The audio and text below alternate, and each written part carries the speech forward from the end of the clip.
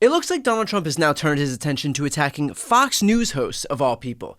To set the stage here, just days ago, after Trump's Art of the Dealership Tesla commercial on the White House lawn, this aired on Fox. Out there, he surveyed some cars. It was happening as, Americans' 401k accounts were facing some struggles because of this tariff war happening right now. Was that an appropriate thing for the president to do there? Was it sensitive to the moment that we're in, buying a car, using the White House as a backdrop for that?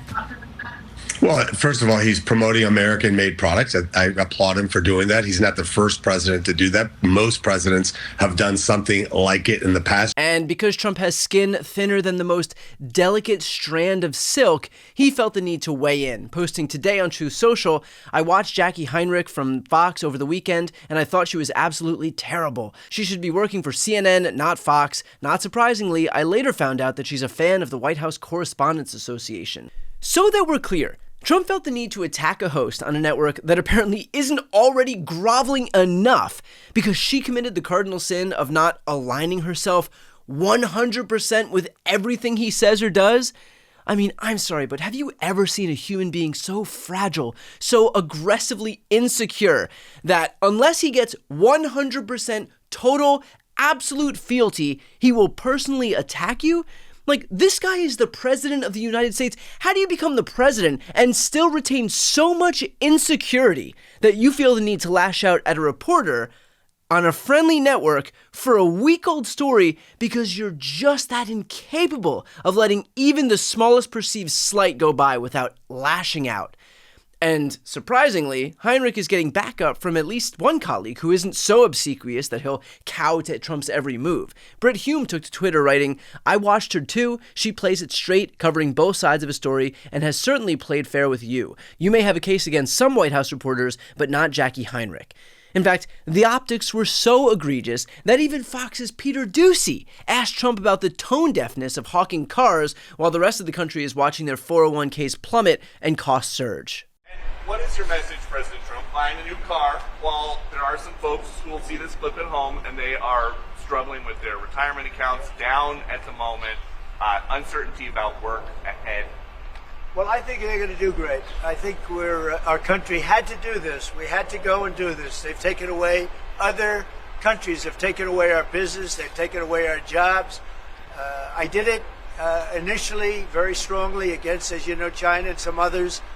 In the first term, and it was a very successful term. We had no inflation. We had the greatest economy in the history of our country. And then we had COVID, which we had to straighten out, so I didn't want to be doing anything with respect to other countries at that time.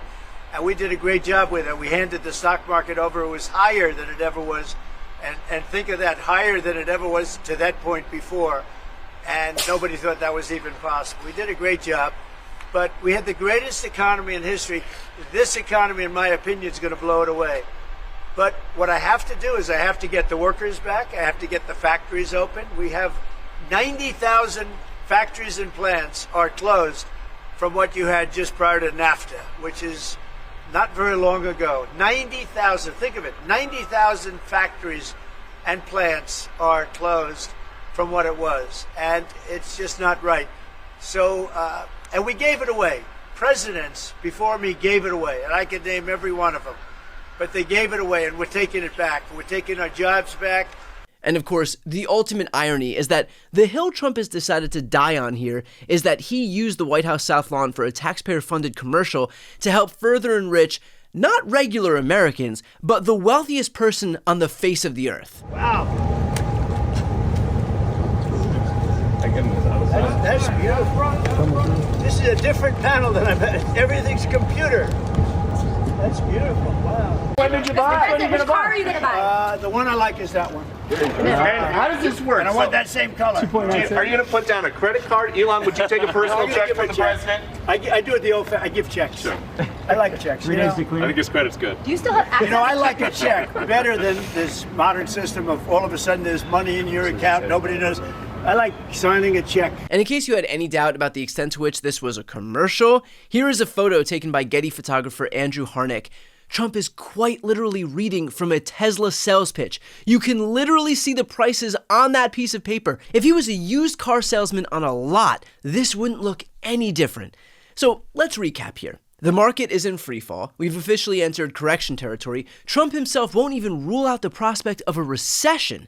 And yet, his priority these days is doing a commercial on the White House lawn for the literal richest man in the world. I hope everybody who voted for Trump on this pretense that he would lower costs only to watch him crash the economy can see where his focus is right now. Because it's not on you, it is on the one guy who has more money than most of the rest of the United States combined.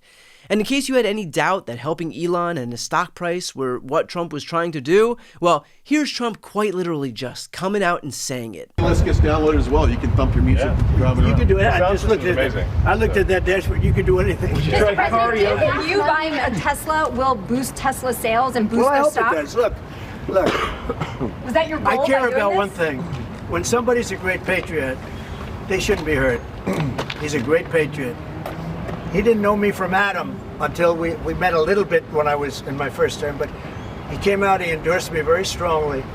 In other words, the same political party that lost its fucking mind over the prospect that Hunter Biden was cashing in on his father's influence is now watching Trump use the White House to stage taxpayer-funded commercials for Elon Musk's car company. But hey, I guess it's okay when Republicans do it, huh? But the reality is that Donald Trump is broadcasting who his priority is. And here's a hint. It's not all those Americans who he pretended to care about during the campaign. It's not all those Americans who he pandered to about high grocery costs and high housing costs and high rent costs and high egg costs. Once he got your votes, once he got what he needed out of you, he pivoted instantly to the people who he actually cares about, his donors and Elon Musk. There is a reason that Medicaid and food stamps and Social Security are on the chopping block right now, while tax cuts for billionaires are the number one priority. It's because Donald Trump does not care about his supporters. They were nothing more than a vehicle for his power. He is showing you who he cares about right now. That's why your costs are going up, and instead of finding time to fix that, he instead found time to help the world's richest man get just a little bit richer. Before you go, first, if you enjoyed this content and you want to see more and support independent media, please subscribe to this channel. The subscribe button will be right here on the screen. But second, the reality is that we're now in a political environment where this administration can lean on any of the social media platforms to suppress certain voices if they don't like critical coverage. That means my longevity here is in the hands of a few tech billionaires who are already making it clear that they're willing to cater to this White House. To that end, signing up for my newsletter is a great way for me to be able to reach you directly if that ever becomes necessary. I'll put the link on the screen as well, so please sign up. It's completely free, but there's also an option to do a paid subscription if you'd like to support my work. I really appreciate it. Thanks so much for watching.